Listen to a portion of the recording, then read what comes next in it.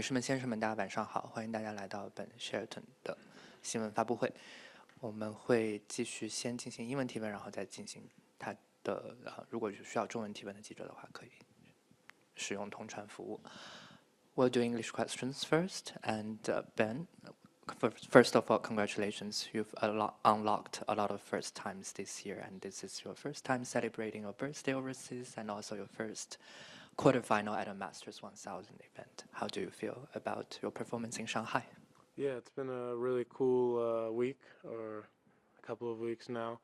I've really enjoyed, my time here, and I'm playing well. So it's been fun to experience another place and another tournament, and yeah, feels really great to get a win tonight against such an elite player.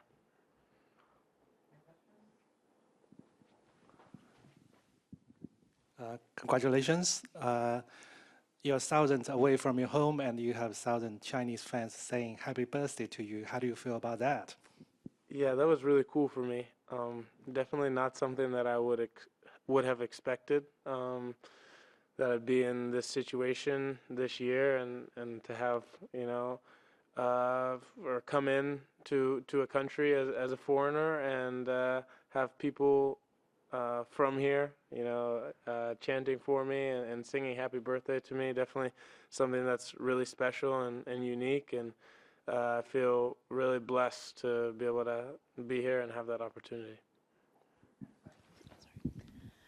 Ben, congratulations. It's obviously been a year of really valuable learning for you. What's been the most important lesson?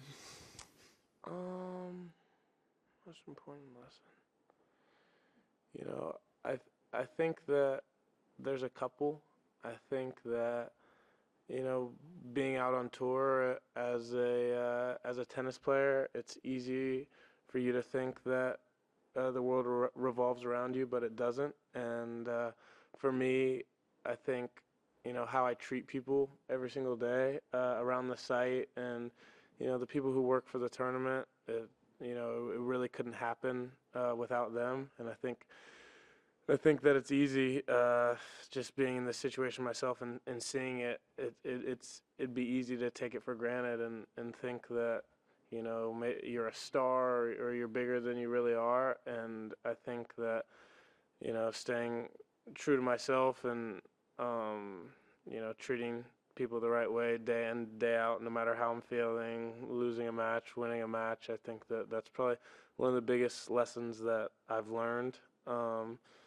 And I guess the other biggest lesson I've learned is just, people are always watching the things that you do and say, and being a college kid a year and a half ago, that wasn't something that I expected, or to be in that situation now. It's something that happened quite quickly, and was kind of a shock to me. Is there anything that you learned about yourself in the course of that match, or learned from that match? Yeah, I think, I can obviously take a lot of confidence from that match and belief, but I think, my toughness level and how resilient I was able to be on the court, I surprised myself a little bit.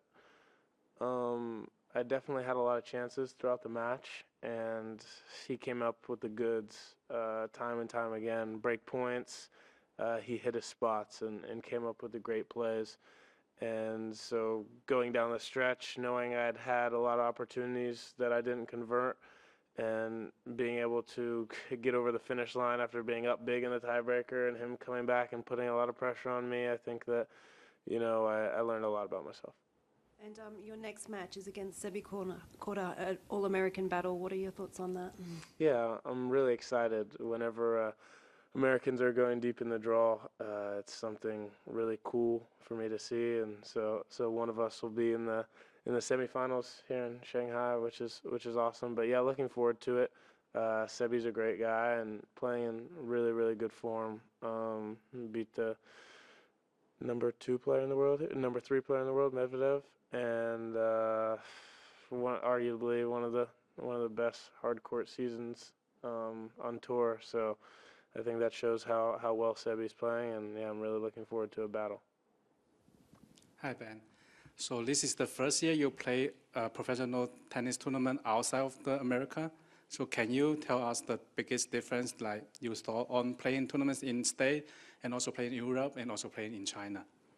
Yeah, I think, you know, the biggest shock for me wasn't the places that I traveled to. It was just how much travel there was and how continuous this tour is, how few breaks in the schedule there are. And so I'd say that's been the biggest surprise to me, you know, going week after week after week and having to, you know, pick yourself up. If you had a good week, maybe you're tired because you played a lot of matches. If you had a poor week, you know, you have to get that out of your mind going into the next week. So I'd say that was the biggest shock or thing that I didn't expect. Congratulations on your victory. You had an amazing year. What do you expect for the end of the season? And also, like, is the next gen's Masters is a goal for you or? Yeah, I'm definitely trying to juggle a lot of things, figure things out with my schedule at the end of the season, so I can end up fresh for Australia and ready to go. So I'm not quite sure of my schedule yet after Paris.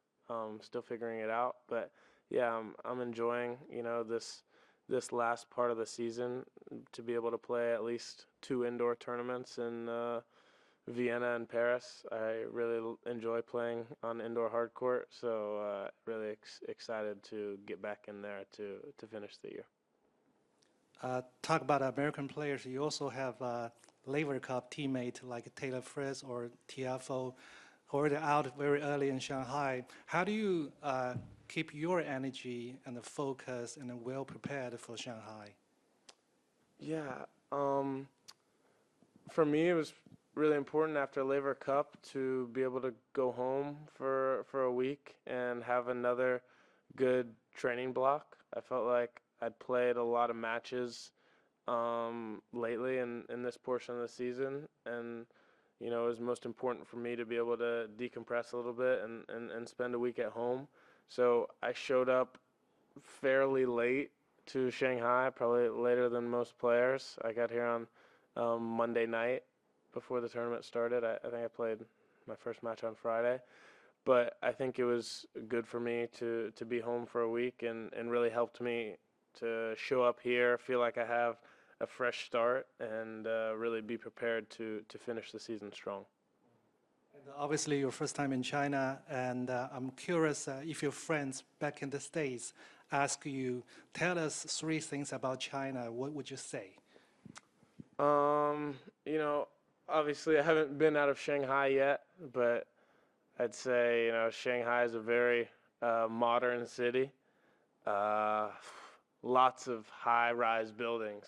You know, I couldn't believe driving here how many huge buildings that I've seen, and going to the Bund. I had my birthday dinner kind of on the water last night, so pretty cool view there.